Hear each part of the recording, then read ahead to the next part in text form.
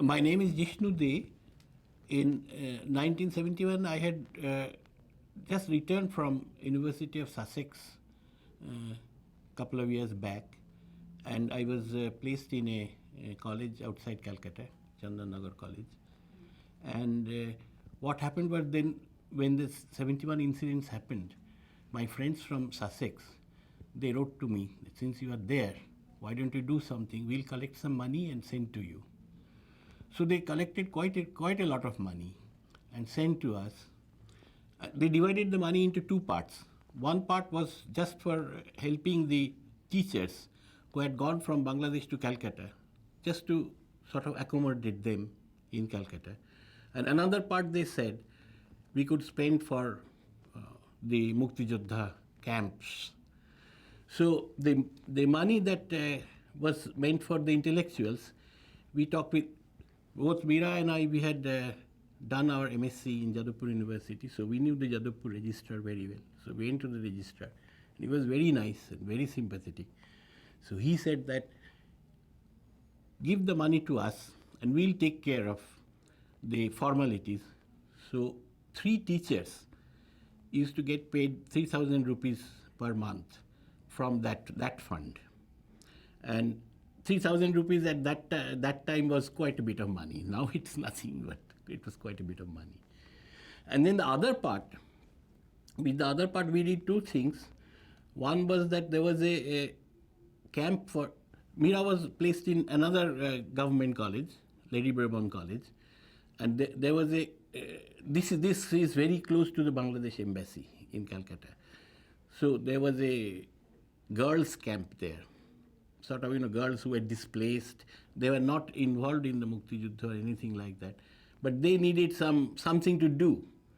So Sajida Chowdhury was the director of that camp, and then Mira used to go and teach them and help them with some food and things like that. The other thing that we did is that there was a camp in a place called Ghoshpara, just on the border, and this was run by another school in Calcutta, South Point School. The principal of that school and some ex-students, they were interested in this. So we used to visit. The South Point School car was available to us. So we used to visit, and we used to talk to these people, encourage them. I got some material on guerrilla warfare from United States, mainly from the experience of the Vietnam War, and I gave that to them. And also we used to take them some food and some journals and things like that. The government in exile, Kamaruzzaman was the person in Calcutta, situated in Calcutta. And Tajuddin was not in Calcutta, he was somewhere probably in North Bengal. So we had contact with Kamaruzzaman, and so he said that, why don't you go and see this influx of people? They were coming, they were dehydrated. And so many of them had stomachache and things like that. As soon as they came, the doctors there were giving them cholera injection.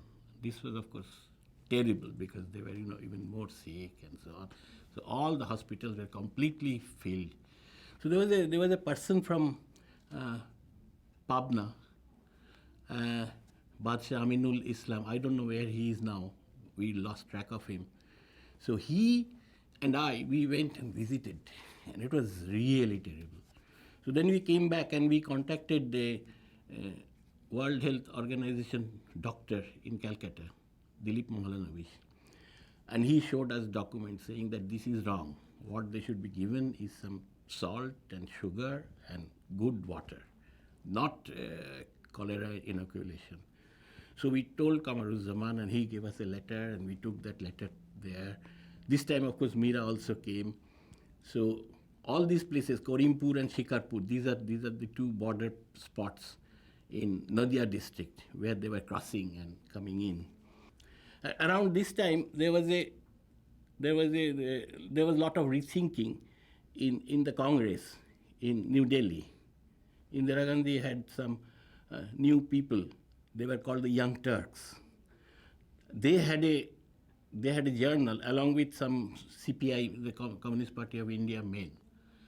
The journal was called New Wave. So the New Wave people, they contacted me, and one of my cameraman friend, Mahendra Kumar. Mahendra Kumar had worked with Ritik Ghatak. I think people know that Ritik Ghatak later came to Dhaka and shot some. His daughter is also right now here. So, so he and I, we crossed over from Lalgola. We crossed over to Rajshahi, and we went and we talked to people there, took their pictures, and then we also the Indian Army took us to a prisoner camp, Pakistan prisoner camp in Nator. And my friend had a very powerful telephoto camera, so he took some pictures, and we published those pictures. And again, from the Ghoshpara camp, they gave us some pictures. So these were published in, I think, 2-3 articles I wrote in New Wave, and this was published there. Then, of course, the situation became even better. So we could go up to Dhaka. So what we did is that Mahendra, myself, two writer friends, we crossed the border, this time from very close to Calcutta. And we took first of all, we took a auto rickshaw. And the auto rickshaw, when the auto rickshaw was going, of course, there were a lot of children, coming and saying Jai Bangla, sort of greeting, because we were coming from India. When we went to Rajshahi, we stayed with Professor Salahuddin. He was a history professor. He had worked with my father when India and Bangladesh were not divided, and he took us to a place, and there were some villagers there.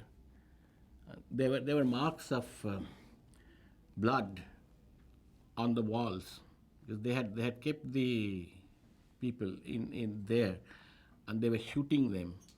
So their hands and everything was, because they were trying to, of course, I mean, so there was blood everywhere, and then there were some graves, and so they had dug up some of the graves, and one of the persons who took us to see these graves, he went there and he burst out crying because his son-in-law was buried there, Yeah. And so we took pictures of that, because we couldn't take, those days videos were not possible.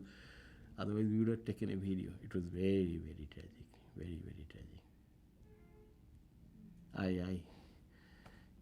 We had, in New Wave, we had those pictures of blood, particularly the hands, the hands. If the hand is soaked in blood and then you put it on the wall, it's a terrible thing. If you see that, you just get so shaken. So we had those pictures in New Wave also. Yeah, it was a great experience.